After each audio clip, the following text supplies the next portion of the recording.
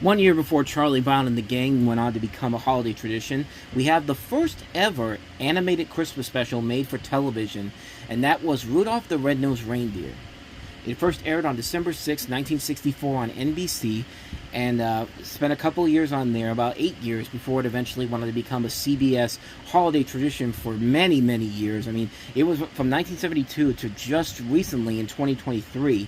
It was one of those things where it's just like it's once it's on television every year, like you got to stop what you're doing and watch it. But in the years since then, though, it has actually aired multiple times on Freeform, and just recently CBS gave the rights up to move it over to NBC starting with this past year in particular. So it's still a holiday tradition you can still see. You just got to switch channels to see it, and you can see it now multiple times if you don't already have a copy of it on physical media or on streaming. But so everybody has at least an idea of watching Rudolph the Red-Nosed Reindeer. They've watched it once in their lifetime, so why am I even talking about it? Well, it's definitely one of those interesting little specials where you really got to run down the plot of this and I got to really express my thoughts on this, because there is going to be a lot of nitpicking in this, lots and lots of nitpicking, but this is Rudolph the Red-Nosed Reindeer, and it is a Christmas tradition no matter what. But the story of it is Sam the Snowman narrates the story of Rudolph, a reindeer who was born with a glowing red nose, which is funny because they have never explained how Rudolph's nose became glowing red. I mean, just what happened? I mean, they never fully explain what happened. They just expect us to buy into it, and you can't help but ask questions. I mean, did Rudolph's mom get struck by lightning while she was giving birth? Do we have like a powder situation where his mother got pregnant?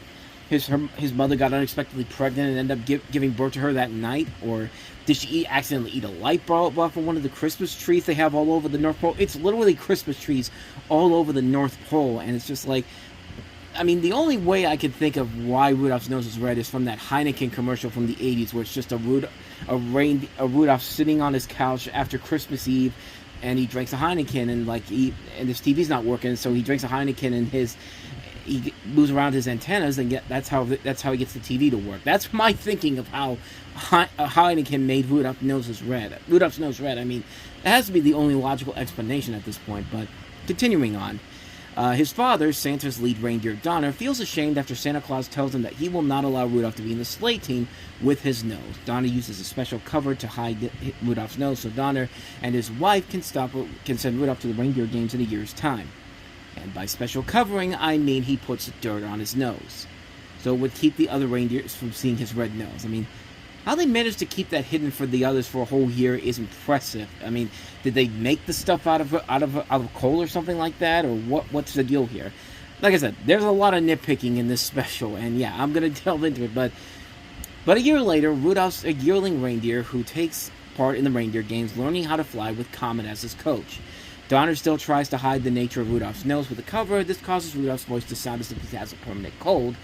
Despite this, two best friends named Fireball and Dasher decide to befriend Rudolph, and then they're never heard from again after this point. The other is a beautiful doe named Clarice, whose affection for Rudolph inspires him to fly higher and more artfully than all of his peers. It is during this, however, that Rudolph's nose becomes glowing, and it is revealed that he has a red shiny nose, and it basically just tells everybody that, you know, apparently they say stay the hell away from him, and including Clarice's father. Is just like, all this because of the discoloration of his nose and the fact that it glows. I guess that makes sense in this world, but Rudolph runs into the woods and meets up with Hermie, who's an elf that's been forced out of his job because he was more interested in dentistry than toy making and singing. The two bond after they discover they have something in common and decide to be independent together.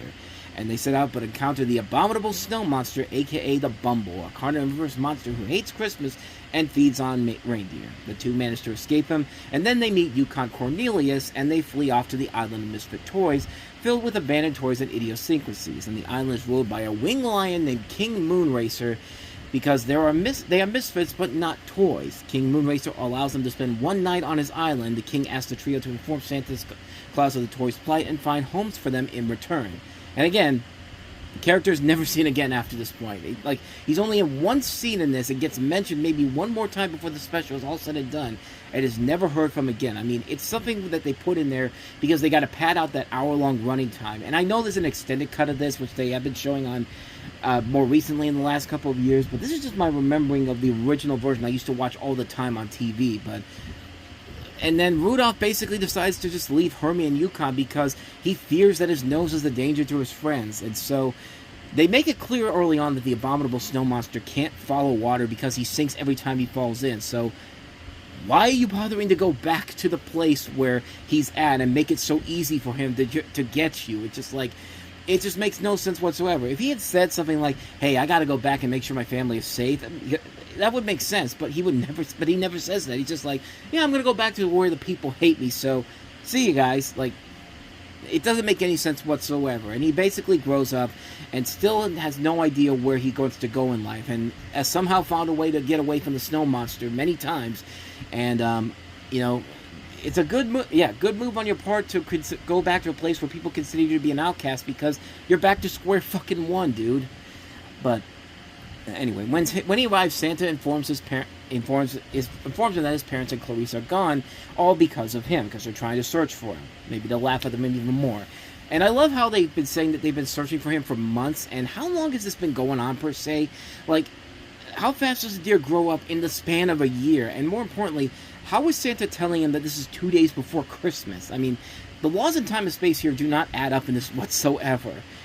So Rudolph eventually finds them being captured by the abominable snow monster, who just keeps them hostage. That's it. He doesn't eat them right away, he just keeps them and just scares the bejesus out of them. Weak, but Rudolph attempts to rescue them alone and gets knocked out by the snow monster, and again, just leaves him to die.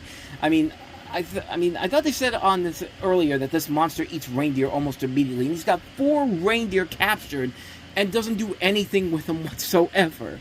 Like, somehow Hermie and Yukon Cornelius find them, and posing as a pig, which doesn't make a whole lot of sense, but they manage to lure him out. They knock out the Bumble long enough for Hermie to remove his teeth, and, after the monster awakens, Yukon basically, his sled and the monster fall off a cliff, and cue the obvious, "Oh, he's dead," because there's no way he could come back at this point cliche.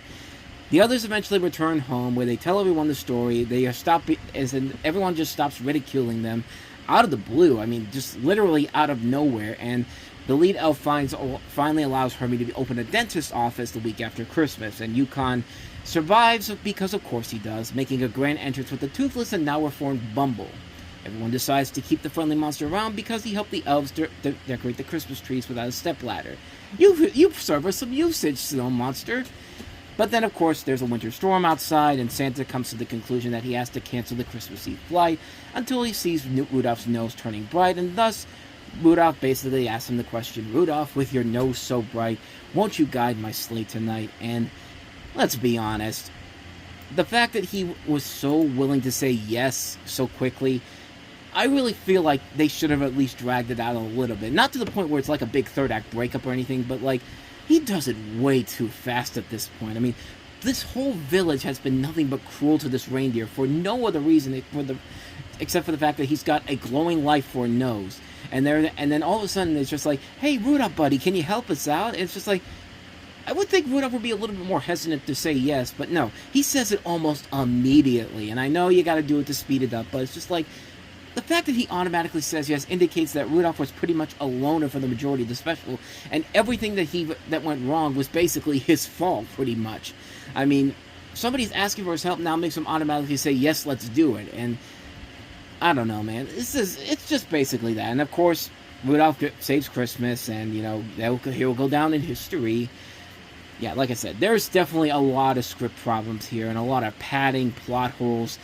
But that doesn't make it any bad by any means. It's definitely a product of its time that has such a lasting impact, because we got to love these characters. We grew up with them over the course of our time watching it as kids to adults, and Rudolph can be a likable character. The animation overall is very nice. All the characters are very nice, but the animation is nice, if choppy, but that's what you expect from Rankin Bass in general. I think Rankin Bass has done a whole lot better with other animations down the road that we'll get to on this particular show here, but I can't deny this is still a Christmas favorite that is required viewing every year. It does hold that nostalgic feeling with everybody. It's hard not to keep coming back to it every year, so even with its plot holes and over-padding and lack of explanation, Rudolph the Red-Nosed Reindeer is still a great quintessential Christmas classic.